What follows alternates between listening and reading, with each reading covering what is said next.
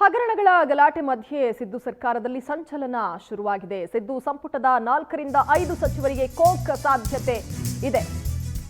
ಒಂದು ಕಡೆ ಹಗರಣಗಳ ಗಲಾಟೆ, ಇನ್ನೊಂದು ಕಡೆ ಪಾದಯಾತ್ರೆ. ಈ ಎಲ್ಲ ಬೆಳವಣಿಗೆಗಳ ನಡುವೆ ಸಿದ್ದು ಸಂಪುಟದ 4ರಿಂದ 5 ಸಚಿವರಿಗೆ ಕೋಕ್ ನೀಡುವಂತಹ ಸಾಧ್ಯತೆ ಇದೆ ಅನ್ನುವಂತಹ ಮಾಹಿತಿ. ಈಗಾಗಲೇ ಸಚಿವ ಕಾರ್ಯವೈಖರಿ ಬಗ್ಗೆ ಆಂತರಿಕ ವರದಿಯನ್ನ ಹೈಕಮಾಂಡ್ ಪಡ್ಕೊಂಡಿದೆ. ಖಾಸಗಿ ಸಂಸ್ಥೆಯೊಂದರಿಂದ ರಿಪೋರ್ಟ್ ಅನ್ನ ಪಡ್ಕೊಂಡಿದ್ದಾರೆ ವರಿಷ್ಠರು. 1 ಇಲ್ಲವೇ 2 ತಿಂಗಳಲ್ಲಿ ಸಂಪುಟಕ್ಕೆ ಸರ್ಜರಿ ಆಗುವಂತಹ ಸಾಧ್ಯತೆ ಇದೆ. ಸಿದ್ದರಾಮಯ್ಯ ಕ್ಯಾಬಿನೆಟ್ನ 10 ಮಿನಿಸ್ಟರ್ ಬಗ್ಗೆ ಅತೃಪ್ತಿ ಇದೆ ಅನ್ನುವಂತಹ ಡೀಟೇಲ್ಸ್ ಲಭ್ಯವಾಗ್ತಾ ಇದೆ. ವೇಣುಗೋಪಾಲ್ ಹಾಗೂ ಸುರ್ಜೇವಾಲಾ ಅವರು ಕ್ಲಾಸ್ ತೆಗೆದುಕೊಂಡಿದ್ದಾರೆ. ಈ ನಿಟ್ಟಿನಲ್ಲಿ ನಿಗಮ ಮಂಡಳಿ ಅಧ್ಯಕ್ಷರಿಗೆ ಸೌಲಭ್ಯ ಕಲ್ಪಿಸದ ಬಗ್ಗೆ ಅಂದರೆ ಸಿಎಂಗೆ ಈಗಾಗಲೇ ಶೋಕಾಸ್ ನೋಟಿಸ್ ವಿರುದ್ಧ ಹೋರಾಟದ ಬಗ್ಗೆ ಕೂಡ ಎಲ್ಲ ವಿಚಾರದ ಬಗ್ಗೆ ಈಗ ವರಿಷ್ಠರು ಮಾಹಿತಿಯನ್ನು ಪಡ್ಕೊಂಡಿದ್ದಾರೆ. ಈ ನಿಟ್ಟಿನಲ್ಲಿ ಇವತ್ತು ಚರ್ಚೆ ಕೂಡ ಮಾಡ್ತಾರೆ.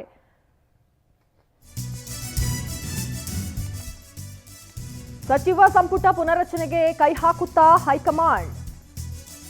ಇವತ್ತು ರಾಜ್ಯಕ್ಕೆ ಕಾಂಗ್ರೆಸ್ ಹೈಕಮಾಂಡ್ ನಾಯಕರ ಎಂಟ್ರಿ ಕೂಡ ಆಗಲಿದೆ. ಹಗರಣಗಳ ಆರೋಪದಲ್ಲಿ ಸರ್ಕಾರ ಸಿಲುಕಿರುವ ವೇಳೆಯೇ ಕಾಂಗ್ರೆಸ್ ಹೈಕಮಾಂಡ್ನ ಎಂಟ್ರಿ ಬಹಳ ಮಹತ್ವವನ್ನು ಪಡೆದುಕೊಂಡಿದೆ. Surjewala, Venugopal high voltage meeting ಅನ್ನ ಮಾಡ್ತಾರೆ. ಖಾಸಗಿ ಹೋಟೆಲ್ನಲ್ಲಿ ನಡೆಯಲಿದೆ ವರಿಷ್ಠರ ಮಹತ್ವದ ಸಭೆ. ಕೆಲಸ ಮಾಡದ ಕಂಪ್ಲೇಂಟ್ ಇರುವ ಸಚಿವರ ಮೌಲ್ಯಮಾಪನ, ದೂರು ಬಂದ ಸಚಿವರು ಹಾಗೂ ಕೆಲಸ ಮಾಡದವರ ಮೌಲ್ಯಮಾಪನ ನಡೆದಿದೆ. ಹಲವು ಶಾಸಕರ ಒತ್ತಾಯದ ಮೇರೆಗೆ ಕೌನ್ಸಿಲಿಂಗ್ ನಡೆಯಲಿದೆ. ಸಂಪುಟ ಪುನರ್ರಚನೆ ಮಾಡುವಂತಹ ನಿಟ್ಟಿನಲ್ಲಿ ಈ ಕೌನ್ಸಿಲಿಂಗ್ ಅನ್ನ ಮಾಡ್ತಾರೆ ವರಿಷ್ಠರು. ಇವತ್ತು ರಾಜ್ಯಕ್ಕೆ ಭೇಟಿ ಕೊಡ್ತಾರೆ. ಸುರ್ಜೇವಾಲಾ ಹಾಗೂ ವೇಣುಗೋಪಾಲ್ ಅವರು ಹೈ ವೋಲ್ಟೇಜ್ ಮೀಟಿಂಗ್ ಅನ್ನ ಮಾಡ್ತಾರೆ.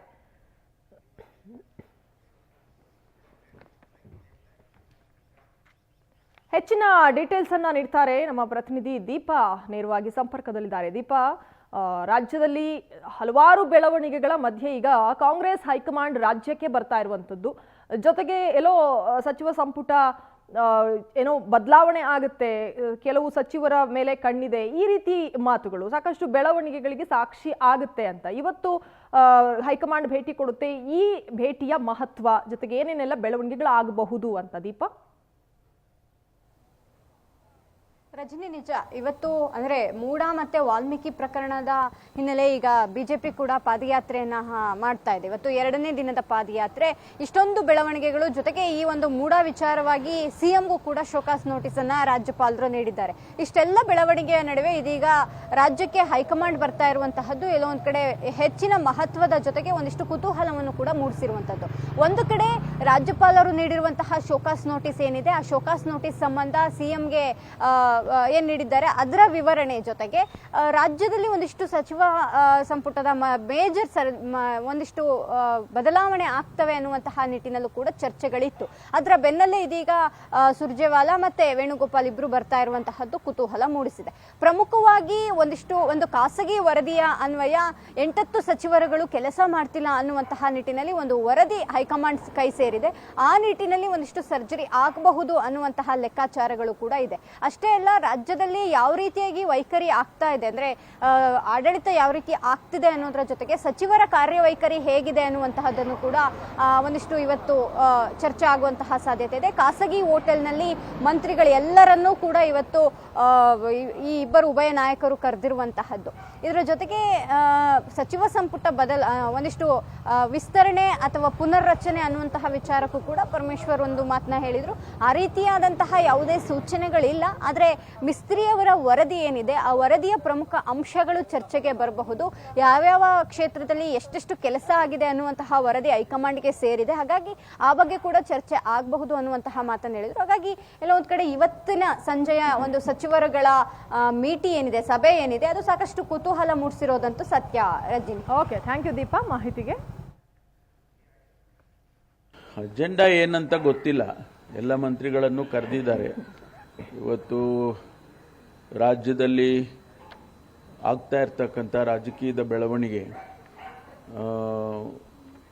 ಮಾನ್ಯ ರಾಜ್ಯಪಾಲರು ಏನು ಮುಖ್ಯಮಂತ್ರಿಗಳಿಗೆ ಶೋಕಾಸ್ ನೋಟಿಸ್ ಕೊಟ್ಟಿದ್ರು, ಅದರ ಬಗ್ಗೆ ಸಂಪುಟ ಮಾನ್ಯ ಶಿವಕುಮಾರ್ ಅವರ ಅಧ್ಯಕ್ಷತೆಯಲ್ಲಿ